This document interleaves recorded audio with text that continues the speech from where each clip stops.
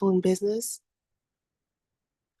then he could spend money not only to support his family, but also to help support Srila Bhaktisiddhanta Saraswati's mission of spreading Krishna consciousness.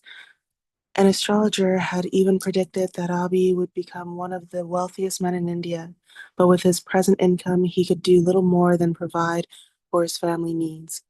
He thought he might do better by trying to develop a business on his own. Abi expressed his feelings to Dr. Bose, who listened like a sympathetic father and suggested that Abi become his agent for all of northern India.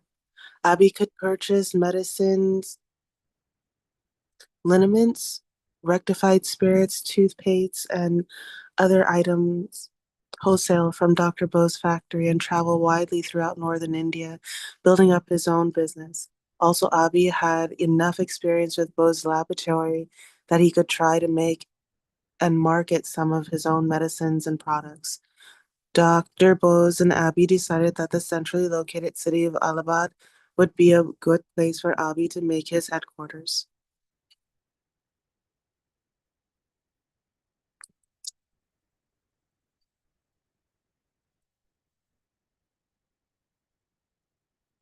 Sorry. In 20 in 1923, Abi and his wife moved to Allahabad, a 12-hour train ride northwest from Calcutta. The British had once made Allahabad the capital of the United Provinces, and they had built many good buildings there, including buildings for a high court and university. Europeans and affluent Indian families like the Nehrus lived in a modern, paved, well-lit section of town. There was also another older section with ancient narrow streets, closely lined with buildings and shops. Many Bengalis resided there, and it was there that Abi decided to settle his family. He had chosen Allahabad, traditionally known as Prayaga, as a good location for business, but it was also one of India's most famous places of pilgrimage, situated at the confluence of the three holiest rivers of India, the Ganges, the Yamuna, and the Saraswati. Allahabad was the site of two of India's most widely attended spiritual events, the annual Mega Mela and the Kumbh Mela, which took place every 12 years. And in search of spiritual purification, millions of pilgrims from all over India would converge here each year at the time of the full moon in the month of Magha, January, and bathe at the junction of the three sacred rivers. Abi's home at 60 Badsh- Badshahi Mundi consisted of a few rented rooms. For his business, he rented a small shop in a commercial center of the city of Johnston Gung Road, where he opened his dispensary, Prayag Pharmacy, and began selling medicines, tinctures, syrups, and other products manufactured by Bose Laboratory.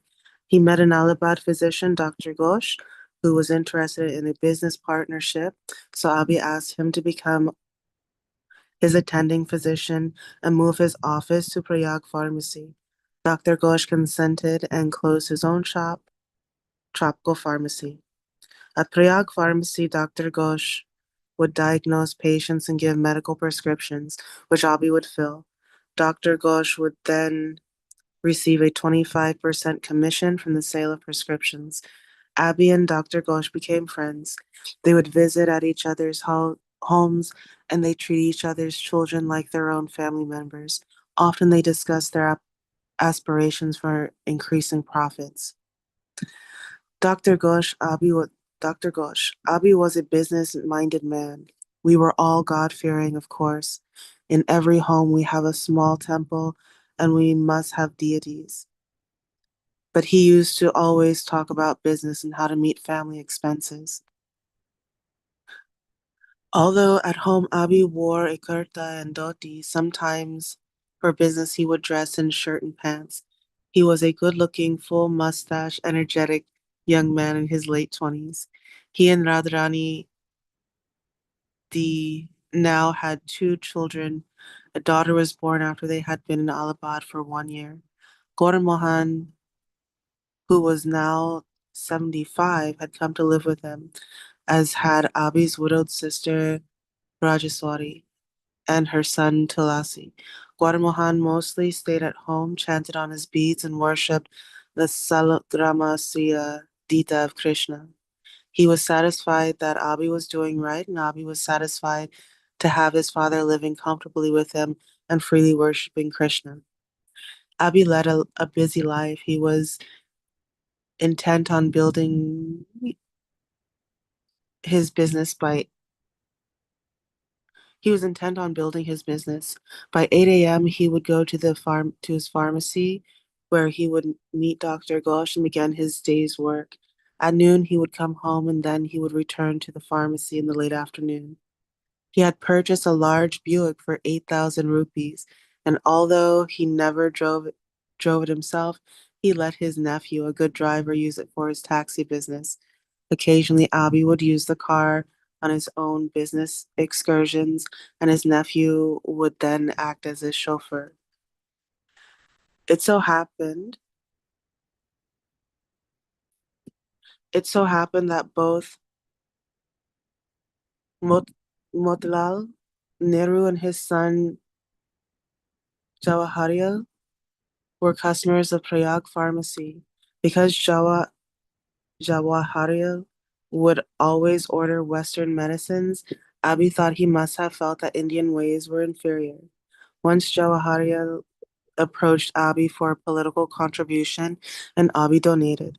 Being a conscientious merchant, during the day, Abi would talk with his customers and other friends who would stop by, and they would tell him many things. A former military officer used to tell Abi stories of World War One.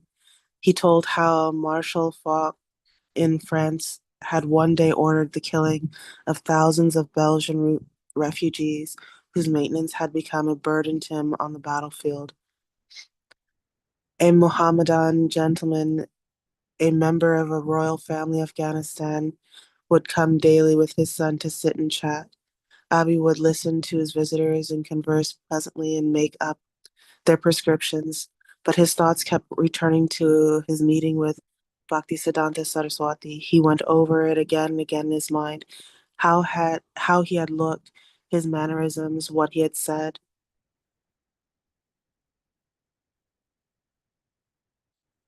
All right, Abi would go. At night, Abi would go home to his wife and children. Radharani was a chaste and faithful wife who spent her days cooking, cleaning, and caring for her two children. But she was not inclined to share her husband's interest in things spiritual.